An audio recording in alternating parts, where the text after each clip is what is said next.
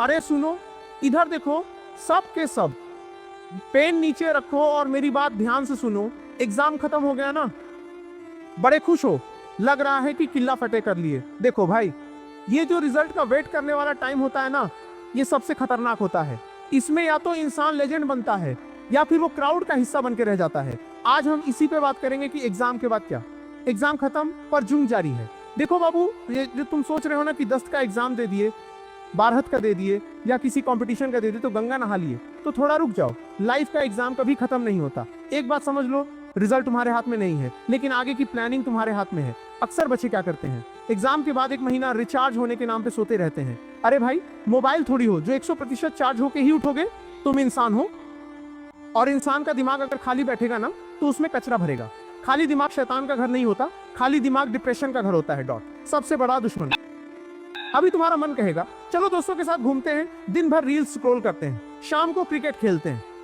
ठीक है, थोड़ा रिलैक्स करो, पर इतना मत रिलैक्स हो जाओ कि तुम्हारे सपने तुमसे आगे निकल जाएं। दुनिया बहुत तेज भाग रही है।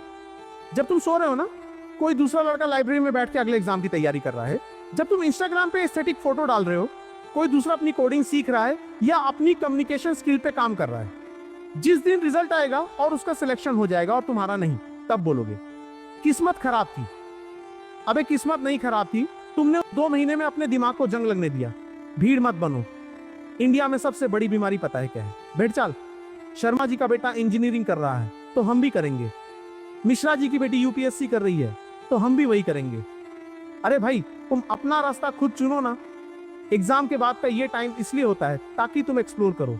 क्या तुम्हें बोलने में अच्छा लगता है तो पब्लिक स्पीकिंग सीखो। क्या तुम्हारा दिमाग बिजनेस में चलता है तो फाइनेंस सीखो। क्या तुम्हें टेक्नोलॉजी पसंद है तो एआई और मशीन लर्निंग देखो। लॉजिक समझो, अगर सब लोग एक ही रास्ते पे चलेंगे तो ट्रैफिक तो होगा ही ना। रास्ता वो चुनो जिसमें भीड़ कम हो और तुम्हारी वैल्यू ज्यादा हो। डिग्री तो एक कागज का टुकड़ा है बाबू, असली चीज है स्किल। आजकल के जमाने में कंपनी ये नहीं देखती कि तुम्हारे मार्क्स कितने हैं, मिनिमम चाहिए होता है, पर वो ये देखती है कि तुम उनके लिए क्या कर सकते हो। इस फ्री टाइम में ये 3 काम जरूरी करना। कम्युनिकेशन स्किल्स, इंग्लिश बोलना सीखो या ना सीखो, पर बात करना सीखो। लोगों को इंप्रेस करना सीखो।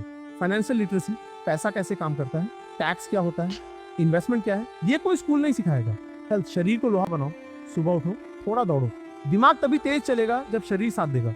मानो तुम्हारा एग्जाम अच्छा नहीं गया, अब डर लग रहा है कि रिजल्ट क्या आएगा, घर वाले क्या कहेंगे, पड़ोसी क्या सोचेंगे। एक बात याद रखना, पड़ोसियों का काम ही है सोचना। उनका घर चलता है तुम्हारी चिंता करके। तुम क्यों चिंता कर रहे हो? एग्जाम तुम्हारा फ्यूचर डिसाइड नहीं कर सकता। कितने ऐसे लोग हैं जो 10 में फेल हुए पर आज करोड़ों का बिजनेस चला रहे हैं? क्यों? क्योंकि उन्होंने हार नहीं मानी। गिरते हैं शहसवार ही मैदानी जुंग में, वो टिफले क्या गिरेंगे जो घुटनों के बल चले। मतलब जो लड़ेगा वही तो गिरेगा, जो घर में बैठा है वो क्या गिरेगा। अगर फेल भी हो गए तो उठना सीखो। अभी इसी वक्त एक कॉपी उठाओ और लिखो कि अगले 30 दिन में तुम क्या नया सीखने वाले हो। कुछ भी करो, पर कुछ करो, खाली मत बैठो।